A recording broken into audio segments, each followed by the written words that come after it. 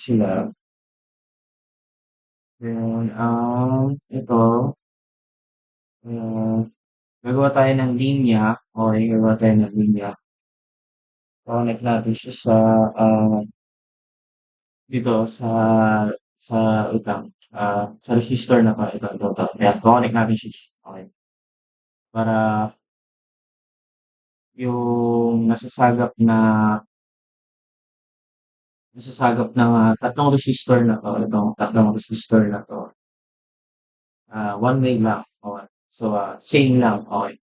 And yung milliampere mamaya isa papakita din natin para makita kung same ba. Ayan. So, ayan, connect natin yan dyan. And, actually, masyado tayo napababa. Masyado tayo napababa. Okay. Ayos natin. Yes. Okay. So, dito lang siya. So, yun yung to. Then, dito.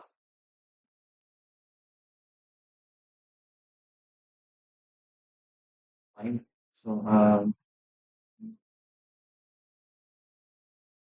next natin ay,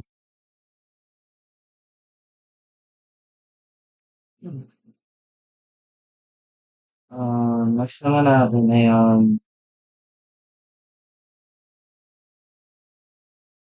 uh,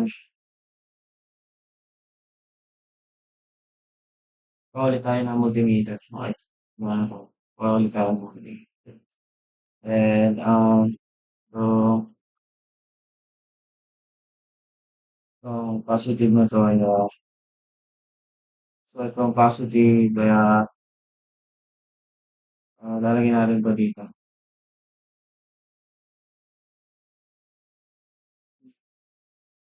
Now, set it, down, okay, dito siya. Ayan, okay, tama. Hindi nga, itong negative naman, yung, ah, connect natin siya sa negative. So, sobra.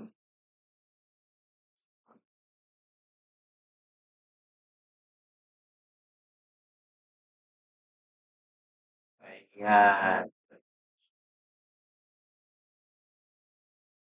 Tanggalin muna natin itong nagawa nating anten. Ayan.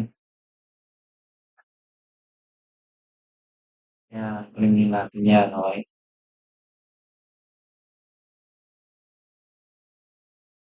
Then, ang positive, yung positive na to, ayan. Ah, tama. Okay. Tama siya na, connect siya dito, okay. So, next natin ay, yung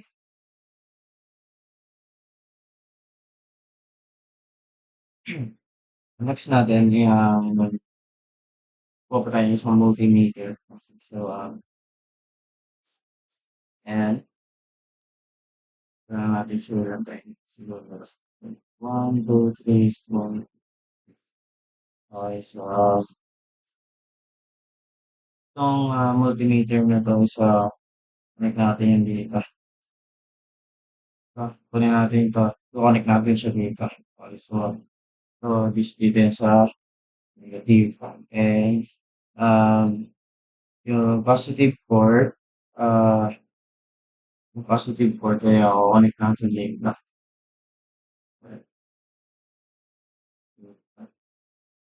Gusto natin, and gawin natin red para may color code. Okay. So, ito, negative, tama. Ito, black. Black. Okay. So, yung negative naman ay i-connect natin dito. Negative na to. Yun natin stop. Okay. And yung sa kong multimeter and 1, 2, 3, 4, 5, 6 pala. Okay. Kung ano naman na positive na 'to, ah, ko-connect natin siya sa, ah,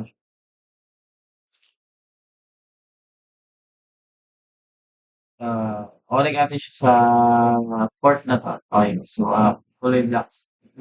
Use na natin. Use muna natin para maganda tingnan yung port.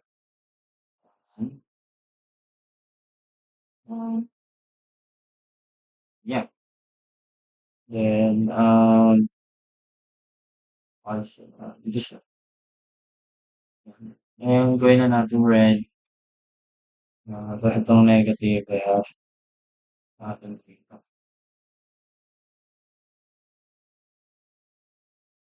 Isa, negative 4.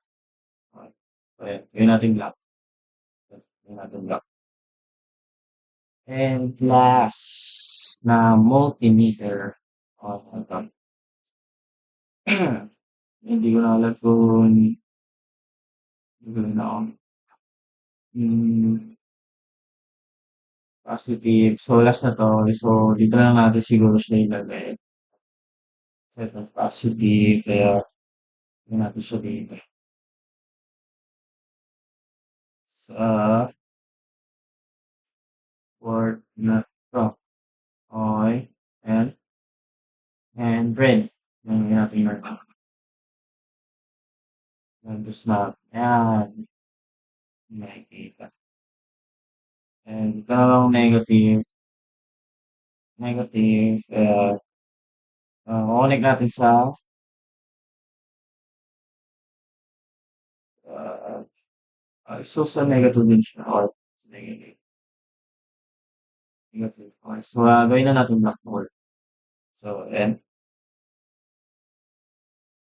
since na-connect na natin lahat ng multimeter sa resistor, um, uh, actually, naka-base lang ako dito sa papel na ginawa kong computation.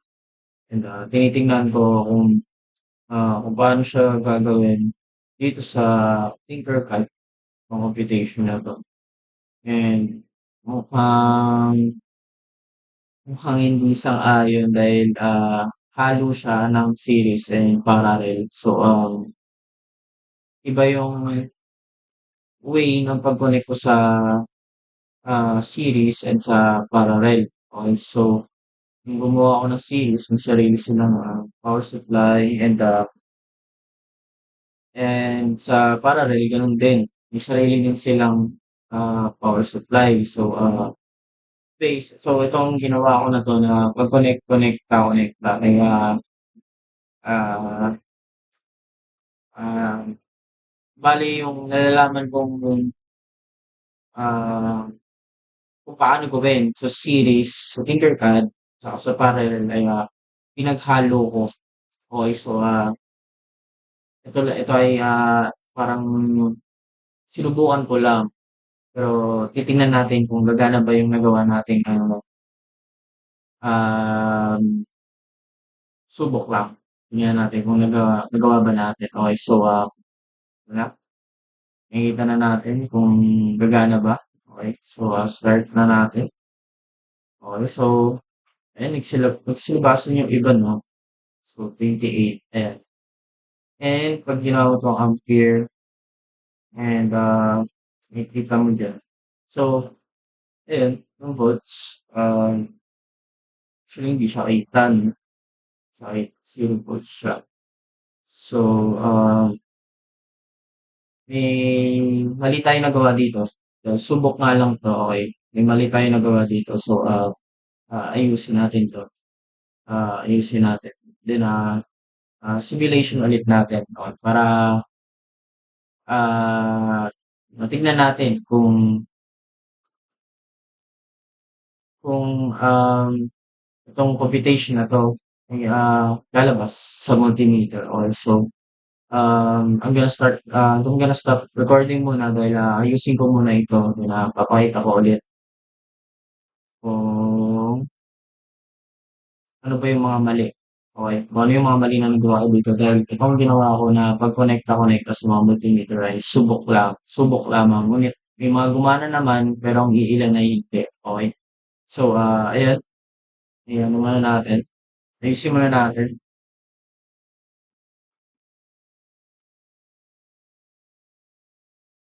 So, tuloy tayo sa, sa, uh, ayos ng ating Tinkercad toy. So, ito na yun, yung gawa natin kanina. And, inayos ko na siya. Okay, pero may mga hindi pa din gumagana at hindi pa din makita yung voltage. Pero may ilan na ah, nakikita na yung voltage na no-consume ng resistor na yun. Okay? Yung nakukuha ng resistor na yun.